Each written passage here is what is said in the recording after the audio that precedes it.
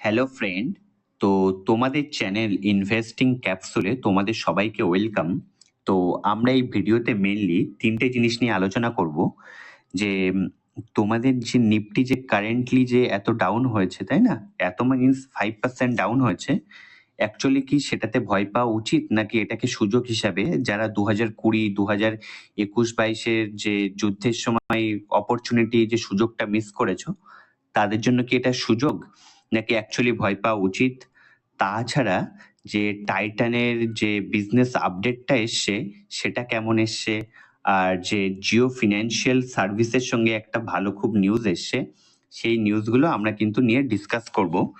তো চলো আমরা মেইনলি শুরু করি আমেরিকার বাজার দিয়ে। আমরা যদি শুক্রবার আমেরিকার বাজারটা একটু খেয়াল করে থাকি তাহলে কিন্তু দেখবো যে নেসড্যাক কিন্তু 1.22% উপরে গেছিল, আর সাথে ডাউ জোন্স ইন্ডাস্ট্রিয়াল কিন্তু 0.81% উপরে গেছিল। মানে কি, এই যে 2-3 দিন ধরে লাগাতার ডাউন যাওয়ার পরে শুক্রবার কিন্তু এরা পজিটিভে ক্লোজ হয়েছে। তার কারণ কি? তার কারণ হচ্ছে এটাই, তোমাদের সামনে দেখো কি, এই যে stronger than expected job report এসছে। Stronger than expected job report তার মানে কি? মানে আমেরিকার মানুষজন যতটা না ভেবেছিল যে যত মানুষ চাকরি পাবে তার থেকে বেশি মানুষ চাকরি পেয়েছে। তো এটা কেন ভালো হয়েছে দেখো, এটা ইকোনমির জন্য ভালো হয়েছে। তার কারণ যদি কম মানুষ চাকরি পেত তাহলে কিন্তু আমেরিকার যে ইকোনমিটা, অর্থনীতি কিন্তু দুর্বল হয়ে পড়তো, তাই না? তো এটা অবভিয়াসলি একটা ভালো নিউজ। এবার এই যে নিউজটা এসছে, এই নিউজটাই যদি কয়েকদিন আগে আসতো তাহলে কিন্তু আমেরিকার বাজার দেখতে যে ডাউন যেত। তাহলে কেন এখন উপরে গেছে? তার কারণ দেখো, তার ডাউন যেত কেন? তার কারণ যদি বেশি মানুষ চাকরি পেত তাহলে কি, বেশি মানুষ চাকরি পেলে বেশি খরচ করবে, বেশি খরচ করলে কি জিনিসের দাম আরো বেশি বাড়বে, তাই না? এই যে ইনফ্লেশনের যে প্রবলেমটা ছিল সেটা কিন্তু আরো বাড়তো। আর এটাই তো এখন ইকোনমিতে প্রবলেম, যে ইনফ্লেশন কত হাই আছে, তাই না? মানে ইন্টারেস্ট রেট বেশি আছে। তো এই এই সেম নিউজটা কিন্তু কয়দিন আগে আসলে কিন্তু মার্কেট ডাউন যেত, কিন্তু এখন কিন্তু মার্কেট উপরে এসছে। তার মানে তুমি এটা দেখে কি বোঝা উচিত, যে মার্কেট নিজেই এখন জানে না যে কেমন ভাবে রিয়াকশন দেওয়া উচিত নিউজের, তাই না? তোমাদের যদি মনে থাকে তো আমি একটা কথা তোমাদেরকে বলেছি, মার্কেট যখন অল টাইম হাইতে থাকে তখন কিন্তু জাস্ট একটা অজুহাত দরকার হয় কি নিচে আসার। আর মার্কেট যখন নিচে আসে তখন যতই খারাপ নিউজ আসুক না কেন, তাই না, জাস্ট একটা অজুহাত দরকার হয় উপরে আসার। কিন্তু মার্কেট তো জানে না কি করা উচিত, বাট কিন্তু তোমরা জানো যে অ্যাকচুয়ালি তোমাদের কি করা উচিত। যাদের কাছে পার মান্থ স্যালারি আসে, তাই না, চুপচাপ এসআইপি ওয়েতে যেসব কোম্পানিগুলো ভালো লাগে তাতে ইনভেস্ট করে দাও। আর এটা কিন্তু একটা সুযোগ। আর যাদের কাছে লামসাম মানে পার মান্থ স্যালারি আসে না, লামসাম আছে, তারা চুপচাপ তাদের ডিম্যাট অ্যাকাউন্টটা ডিলেট করে চুপচাপ ঘরে বসে থাকুক, আর কিছু করতে হবে না। মার্কেটে কিছু না করাটাও কিন্তু অনেক কিছু করা, এটা মাথায় রাখবে। তো চলো আমরা দেখি মেনলি এই যে 2 দিন ডাউন হয়েছে নিফটি, এটা কিন্তু অল টাইম হাই থেকে নিফটি মাত্র কত পার্সেন্ট, 5% ডাউন হয়েছে। আর তাতেই তোমরা দেখছো অনেক ইউটিউবে অনেক উল্টো পাল্টা ভিডিও আসছে যে মার্কেট ডাউন হয়ে গেছে, আর আর থাকবে না, 2008-এর মতো হয়ে যাবে, মানে যা না তাই যত বাজে, মানে যত বাজে নিউজ আর কি হতে পারে, তাই না? ভয়ের কিছুই নেই।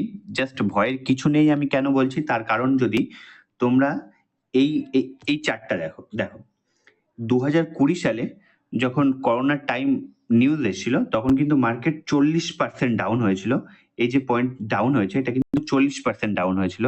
তারপরে এই যে ডাউনটা হয়েছে, এই যে ডাউনটা, এটা কিন্তু রাশিয়া ইউক্রেনের সময় যে যুদ্ধ হয়েছিল সেটা কি মার্কেট 20% ডাউন হয়েছিল। তারপর দেখো এখানে সিম্পলি মার্কেট ডাউন হয়েছিল কত, 10-11%, দেন এখানে ডাউন হয়েছে, তাই না? তুমি যদি নিফটির লং টার্ম চার্টটা দেখো তাহলে কিন্তু দেখবে এমন চার্ট, নট কি এমন চার্ট, তাই না? এমন ভাবে যদি উপরে যেত তাহলে তো, যদি এই সেকেন্ড পয়েন্ট মানে এমন ভাবে উপরে যেত তাহলে তো সবাই মার্কেটে ইনভেস্ট করতো, তাই না? কিন্তু সবার মধ্যে তো আর তেমন গার্ড থাকে না, তেমন শক্তি থাকে না, তাই না? কারণ কি, এই আপ ডাউন হয় বলেই। আর তুমি দেখো market 40% down, market 10-11% down, market 20% down, মানে অ্যাভারেজ এই 10 থেকে 12%, এটা কিন্তু অ্যাভারেজ মার্কেট ডাউন হয়ই। এটা একটা হেলদি কারেকশন মার্কেটে। সেই জন্যই এই যে 3-4% পড়লো, দেন ভয়তে সব বিক্রি করে দিলাম, এসব চিন্তা মানে ফালতু। যারা লং টার্ম ইনভেস্টার তারা কিন্তু এটা একটা সুযোগ হিসাবে দেখবে জাস্ট, তাই না? তো চলো দেখি আমরা কোম্পানি রিলেটেড যে নিউজগুলো আছে সেগুলো দেখে নিই।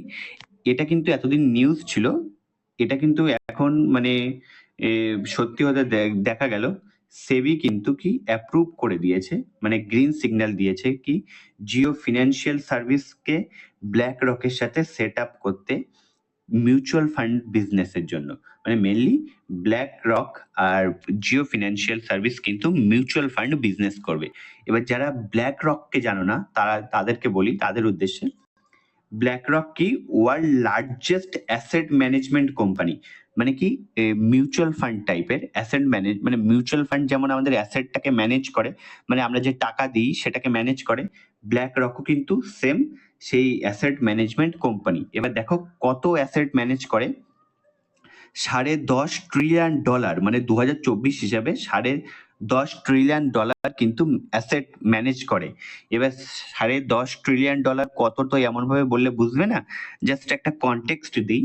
আমি যদি ইন্ডিয়ার হিসেবে বলি 2023-এ, দেখো 2023-এ ইন্ডিয়ার জিডিপি ছিল, মানে টোটাল গ্রস ডোমেস্টিক প্রোডাক্ট ছিল ইন্ডিয়ার কত, মাত্র 3 ট্রিলিয়ন। তো বুঝতেই পারছো। আর এখন যদি 2024 আমি ধরি, তাহলে কি 2024 আমি যদি $4 ট্রিলিয়ন ধরি, মানে ব্ল্যাক রক এই ইন্ডিয়া টোটাল যে জিডিপি তার 2 থেকে 2.5 গুণ বেশি টাকা ম্যানেজ করে। মানে বুঝতেই পারছো কত বেশি টাকা ম্যানেজ করে। সেই জন্যই তো ওয়ার্ল্ড লার্জেস্ট, যেটা আমি বললাম world largest asset management company, তার সাথে কিন্তু জিও ফিনান্সিয়ালের টাই আপ হয়েছে। দেখো এরা কিন্তু জয়েন্ট ভেঞ্চার, মানে 50-50% জয়েন্ট ভেঞ্চারে কাজ করবে। আর এই যে ব্ল্যাক রক দেখছো, এটা কিন্তু 2018 সালে ইন্ডিয়ার মার্কেট থেকে চলে গেছিল, সেটা কিন্তু আবার রি এন্ট্রি করবে, এই যে জিওর সাথে মিলে রি এন্ট্রি করবে, তাই না? আর দেখো মেনলি এই যে জিও ফিনান্সিয়াল আর ব্ল্যাক রকের যে টাই আপটা হয়েছে, এই যে মিউচুয়াল ফান্ডটা আনছে, সেই মিউচুয়াল ফান্ডের নাম কি হবে, Jio black rock investment adviser private limited. এটা কিন্তু মিউচুয়াল ফান্ডের নাম হবে, তাই না? সাথে দেখলেই। আর জিও ফিনান্সিয়াল কিন্তু এই যে মিউচুয়াল ফান্ডের বিজনেস আনছে, আর তার সাথে কিন্তু এখন অনেক বিজনেসই করে। দেখো জিও ইন্স্যুরেন্স বিজনেস করে, দেন জিও পেমেন্ট সলিউশন আছে, তাই না? জিও দেন দেখো এখানে পেমেন্ট ব্যাংক লিমিটেড আছে, তাই না? মানে সাথে আর মিউচুয়াল ফান্ডের বিজনেস আনছে। তো মেনলি আমাদেরকে এখন একটাই দেখা উচিত, এই যে আর কয়দিন পর থেকে Q2 রেজাল্ট আসা শুরু করবে, তো আর যারা বাকি যে পেয়ার আছে, এর যে কম্পিটিটর আছে, এদের সাথে এর কেমন রেজাল্ট দেয় সেটা একটু দেখার বিষয়, তাই না? তো এটা একটা বিজনেস রিলেটেড কিন্তু একটা খুব পজিটিভ একটা নিউজ, তো এটা কিন্তু নোট করে চলতেই পারো, তাই না? তো চলো দেখি এবার নেক্সট কোম্পানি আমরা দেখি। টাইটান রিলেটেড একটা খুব ভালো একটা নিউজ আছে। টাইটান কিন্তু বিজনেস আপডেট দিয়েছে। বিজনেস আপডেট এবার কি, অনেকে যারা জানো না তাদের বলি। দেখো কয়দিন পর থেকেই কিন্তু এই অক্টোবর এসে গেছে, কয়দিন পর থেকে কিন্তু Q2 রেজাল্ট আসা শুরু করে দেবে। তো Q2 রেজাল্ট আসার মানে ফাইনাল রেজাল্ট আসার আগে এটা কিন্তু এই যে অনেক কোম্পানি কিন্তু বিজনেস আপডেট দেয়। তার মানে কি টোটাল সিনেমা আসার আগে এই যে ট্রেলারটা তোমরা দেখো, সিম্পল কিন্তু তেমনই ট্রেলার দেখো। এবার সেই ট্রেলার আমরা যদি দেখি তাহলে বিজনেস আপডেট কি, বিজনেস আপডেটে দেখো 25% ইয়ার অন ইয়ার গ্রোথ দিয়েছে বিজনেস, তাই না? 25% ইয়ার অন ইয়ার গ্রোথ মানে কি, এই এই এই যে গ্রোথটা, এটাকে তোমরা সেলও বলতে পারো, এটাকে রেভিনিউ বলতে পারো, তাই না? মানে 25% রেভিনিউ ইনক্রিজ হয়েছে, সেল ইনক্রিজ হয়েছে ইয়ার অন ইয়ার।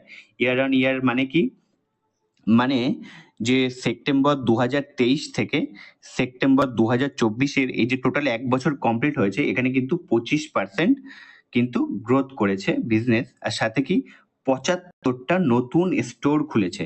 তো বুঝতেই পারছো টাইটান কিন্তু এখন স্টোর খুব এক্সপেনশন করছে, টাইটান বলো ট্রেন্ড বলো, তাই না? এরা কিন্তু ধার নিয়ে হলেও খুব বেশি বিজনেস এক্সপ্যান্ড করছে, তাই না? আর সহজে টাটার ব্র্যান্ড বুঝতেই পারছো, এদেরকে কিন্তু সহজেই ধার দিয়ে দেয়, তাই না? তো দেখো 75টা কিন্তু নতুন একটা স্টোর খুলেছে।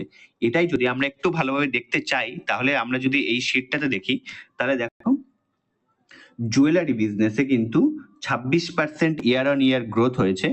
দেন ওয়াচ অ্যান্ড ওয়ারেবল বিজনেসে কিন্তু 20% গ্রোথ হয়েছে। দেন আই কেয়ার দেখো, যে চশমা যে আছে টাইটান কেয়ারে, তাই না? তো 6% ইনক্রিজ হয়েছে। আর এমার্জিং বিজনেসে কিন্তু ইয়ার অন ইয়ার 14% গ্রোথ হয়েছে। এমার্জিং বিজনেস মানে কোনগুলো?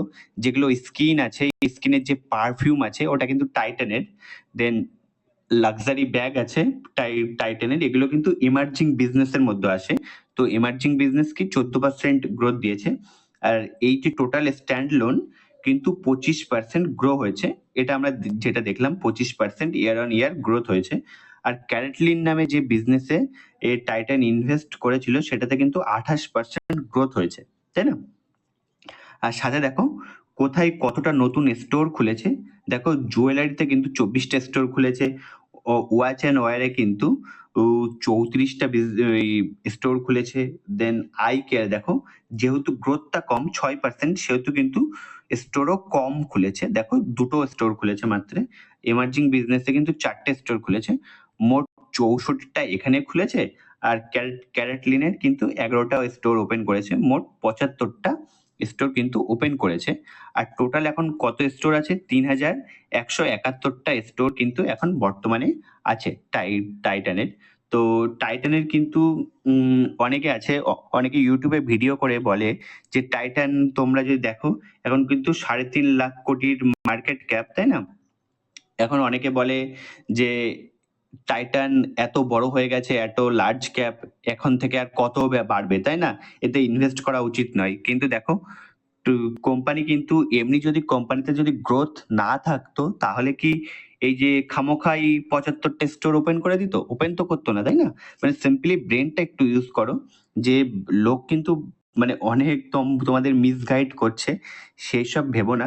জাস্ট কিন্তু টাইটান নিজের বিজনেস কিন্তু নিজে করে যাচ্ছে। আর ইন্ডিয়ার যেমন মার্কেট, তাই না? ইন্ডিয়ার যেমন মার্কেট, এখান থেকে কিন্তু 3 লাখ কোটি থেকে 10 লাখ কোটি মার্কেট হওয়া কিন্তু খুব বিশেষ কিছু একটা বড় ব্যাপার নয়, তাই না? আর তোমরাই দেখেছই যে মার্কেটে হচ্ছে এখন মানে আর কি, যে সোনার দাম বেশি ছিল তা সত্ত্বেও কিন্তু 25% ইয়ার অন ইয়ার গ্রোথ দিয়েছে। আর এই যে বাজেটের সময় যে সোনার ওপরে, গোল্ডের ওপরে যে কাস্টম ডিউটিটা কম হয়েছিল, সেহেতু কিন্তু সোনার দাম একটু ডাউন, মানে একটু পড়বে। আর পড়লে তাহলে বুঝতেই পারছো কেমন গ্রোথ দেবে, তাই না? কারণ কোম্পানি কিন্তু নতুন বিজনেস ওপেন করছে। এবার মেইনলি আমি বলি কারা এখানে ইনভেস্ট করবে। যাদের কাছে একটু বেশি অ্যামাউন্ট আছে, যারা একটু কম রিস্ক চাই কিন্তু রিটার্ন মোটামুটি 20-25%, 20-22% চাই, তারা কিন্তু টাইটান সেই জন্য কিন্তু A1 কোম্পানি, নাম্বার 1 কোম্পানি। আর যারা একটু রিস্ক চাই আর রিটার্নটাও সাথে 25-26% চাই ইয়ারলি, তারা কিন্তু সেনকো গোল্ড দেখবে, তাই না? সেনকো গোল্ড নিয়ে আমরা আলোচনা করেছি। একটা খুব ভালো একটা নিউজ আছে, ফান্ড রেজ করছে, সাথে স্টক স্প্লিটের নিউজ আছে। যারা দেখোনি তারা আগের ভিডিওটা অবশ্যই দেখে নেবে। এরা কিন্তু যারা হাই রিস্ক হাই রিটার্ন চাই তাদের জন্য কিন্তু এই কোম্পানিটা। যদি ভিডিওটি ভালো লাগে তাহলে অবশ্যই লাইক করবে, আর সাথে থাকবে, চ্যানেলটিকে অবশ্যই সাবস্ক্রাইব করবে, সাথে বন্ধুদের সাথেও শেয়ার করবে। দেখা হচ্ছে পরের ভিডিওতে। Till then, take care and love you all.